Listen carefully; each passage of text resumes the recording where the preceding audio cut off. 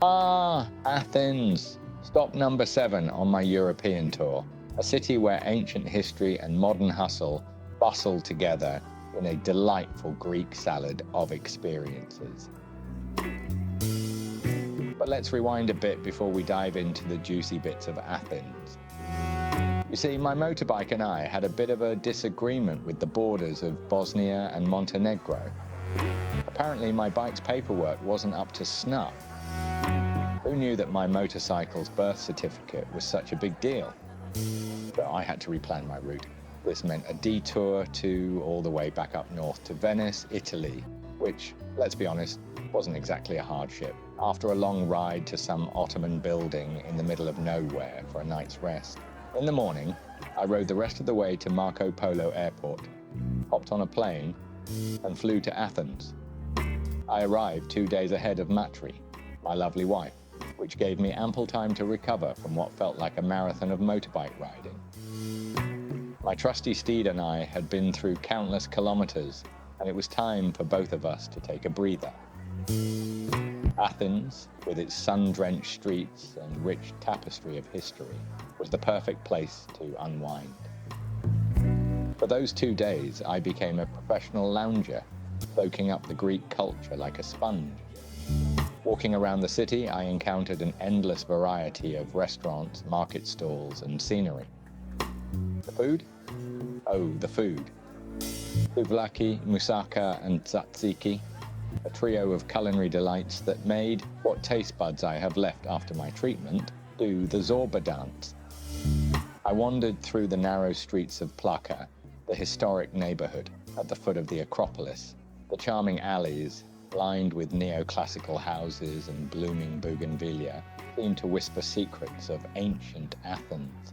I half expected to bump into Socrates himself. As I strolled around, I learned some fascinating statistics about Greece. Did you know that Greece has more archaeological museums than any other country in the world? Over 100 of them. Or that Athens is one of the oldest cities in the world, with a recorded history spanning over 3,400 years. No wonder every corner of this city feels like stepping into a history book. My exploration also took me to the famous Monastiraki flea market. I got lost more times than I care to admit, but each wrong turn led to a new discovery. Plus, I'm pretty sure I set a personal record for most kilometers walked in motorbike boots. The highlight of my pre-Matri days in Athens was climbing up to the Acropolis. Standing in the shadow of the Parthenon, with a panoramic view of the city spread out below, was a humbling experience. It made all those border-crossing headaches seem trivial. By the time Matri arrived, I was a well-rested, well-fed, and well-cultured version of myself, ready to continue our grand adventure together. Our first encounter was with a man playing an instrument that could have been a prop from a historical movie. It looked like a cross between a piano and a drum, and the sound it produced was equally mystifying. We stood there, perplexed, trying to figure out if we were witnessing an ancient Greek tradition or just a made-up tune of the moment. My wife's worried that we look like dicks. I look like a Mexican bandito, and she looks like something I paid for last night. See, you've got that on camera now. The next day, we embarked on a walk along a pedestrian avenue, Athens' answer to a treadmill, but with better scenery and more distractions. Street performers were out in force, from flutes to pianos. It felt like we were extras in a very eclectic street carnival. We applauded, we danced, and we might have even tried to join in once or twice, much to the amusement and horror of the locals.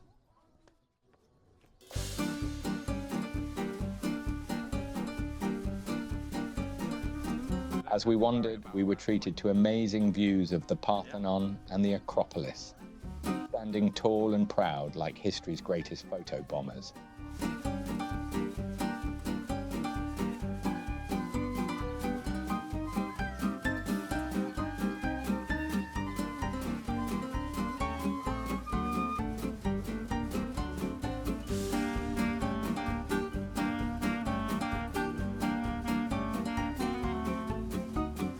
Our ramblings led us to an amphitheatre where an opera was being rehearsed. Naturally, we took this as an invitation to crash the rehearsal.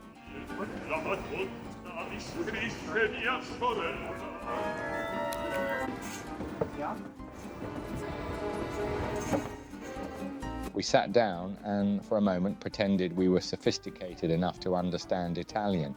The performers belted out notes that could shatter glass, and we clapped enthusiastically, pretending we knew the plot.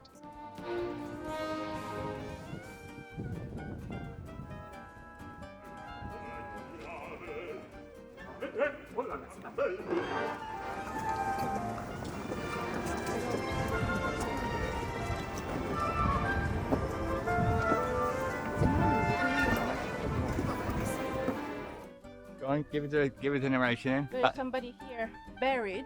You see there? Yeah, you. I'm saving you. Saving it for you. Yeah. Feeling inspired and slightly delusional, we decided to climb one of the hills for a panoramic view of Athens.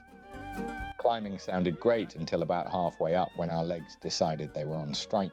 We huffed and puffed our way to the top, stopping frequently to admire the view, which is code for catch our breath. But the summit rewarded us with a breathtaking vista of Athens, with the Acropolis looming in the distance. Chisma is an intermediate fortification wall which was constructed after the Battle of...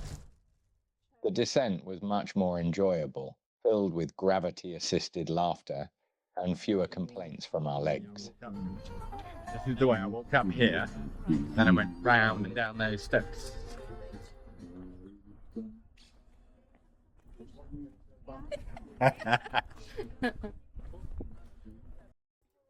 For lunch, we found a charming restaurant that boasted views more intoxicating than the Guinness I ordered.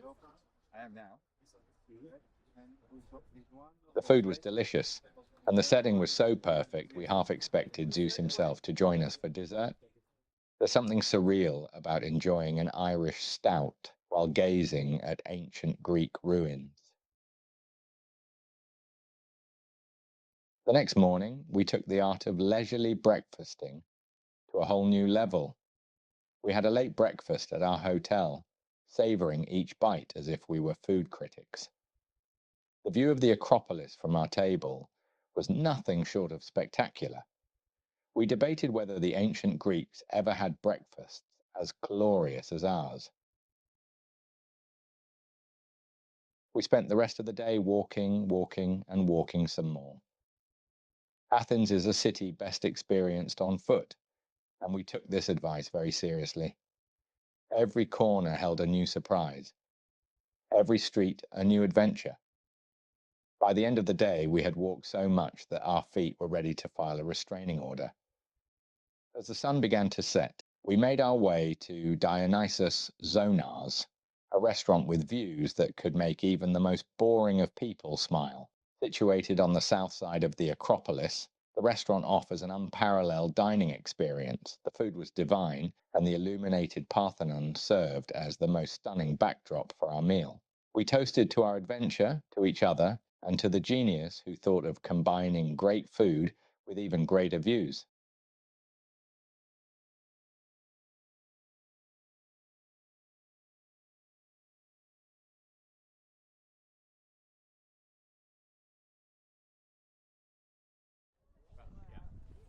On our last full day, we timed our visit to the Acropolis to coincide with the setting sun. The ancient ruins glowed in the golden light, casting long shadows that made us feel like we'd stepped into a historical epic.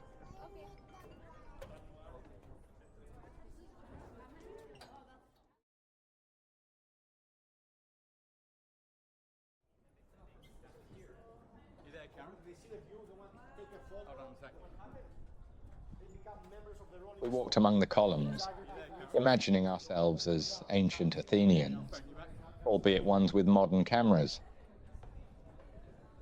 Wow, look at that.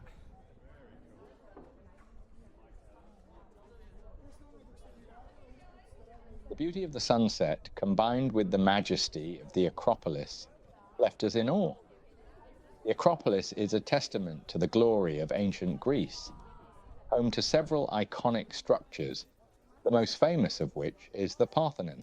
This Doric temple, dedicated to the goddess Athena, stands as a symbol of the city's rich heritage.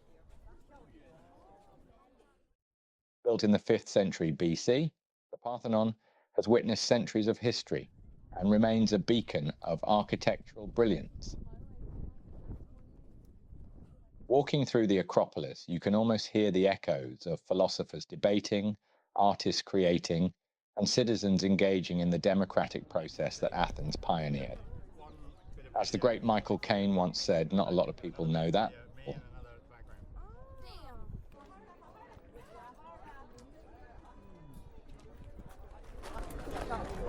And then, where are you, my darling? Go and say hello to the camera. Keep your clothes on quickly. As the sun dipped below the horizon, painting the sky with hues of orange and pink, we found a quiet spot to sit and watch the spectacle. The beauty of the sunset, combined with the ancient surroundings, created a moment of pure magic. We sat in companionable silence, grateful for the experiences we had shared and the memories we had made. Athens had been everything we hoped for, and more. From mysterious musical encounters to breathtaking views, from culinary delights to historical wonders, our time in this ancient city had been nothing short of epic. And as the stars began to twinkle in the Athenian sky, we knew that this chapter of our European tour would be one we'd cherish forever. Here's to Athens, the city that offered me a warm welcome, a history lesson, and a much-needed respite. And here's to the rest of our journey, hopefully fewer border hiccups and more unforgettable moments.